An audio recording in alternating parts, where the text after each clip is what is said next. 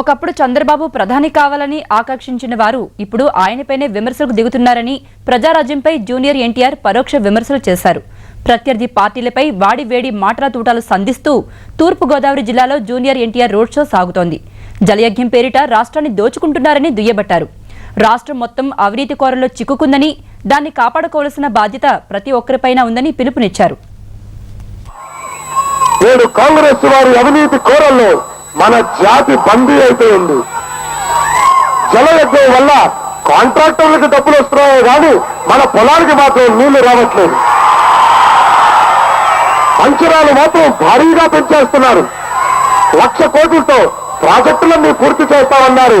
కానీ 5 ఏళ్ళు అయిపోయిన తర్వాత మరి ఈరోజు వాటికి 2 లక్షల కోట్లు అవుతుందంటున్నారు. సోదరులారా, వెనకటికి ఒక సామెత ఉంది, నీది కాకపోతే తనది కాకపోతే కాశీ వరకు తేగమన్నాడంట ఒకడు.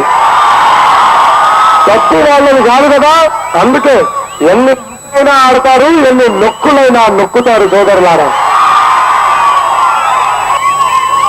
అవినీతి ఆరోపణలు వస్తే ఒక పేరున్న జడ్జితో ఎంక్వైరీ కమిషన్ వేస్తారు. కానీ రేపు కాంగ్రెస్ వాళ్ళు అవినీతిని మనం బయటపడాలంటే, బయటపడేలా చేయాలంటే ఒక్క జడ్జి సరిపోడు. సోదరులారా, ఒక సపరేట్ కోర్టునే మనం పెట్టాలి. 100 మంది జడ్జిలతో ఎంక్వైరీ కమిషన్ వేసి మళ్ళీ అక్కడ కూడా ప్రజల సొమ్ముని ఒక 100 కోట్లు ఖర్చు పెడతాం. కానీ కాంగ్రెస్ వారికి మట్టుగా వారి అవినీతి బయటికి రాదు. సోదరులారా, అప్పటి వరకు మీకు చిన్న కథ చెబుతా.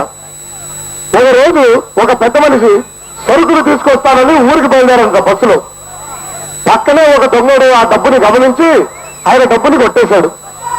పెద్ద మనిషి ఈరోజు బయటకు దిగిన తర్వాత అయ్యో నా డబ్బు పోయింది, అయ్యో నా డబ్బు పోయిందని ఎగడం మొదలు పెడితే ఏ దొంగ అయితే డబ్బుని కాజేశాడు ఆ దొంగ ఆయన దగ్గరకు వచ్చి, సార్ మీలాంటి పెద్ద మనిషికి నా జరగడం చాలా బాధాకరం సార్, ఆ దొంగ వాడి పాపం ఊరికే పోదు అని చెప్పి, ఇదిగోండి మీకు కావాలంటే మీరు ఊరు వెళ్ళడానికి 100 రూపాయలు నేనే ఇస్తానని ఏ డబ్బులైతే వీడు కొట్టేశాడో ఆ డబ్బులైతే 100 రూపాయలు ఆ పెద్ద మనిషికి ఇచ్చాడంట. సోదరులారా, అలా అయిపోయింది. కోట్లకి కోట్లు మన దగ్గర డబ్బులు వీళ్ళు గుంజేస్తున్నారు.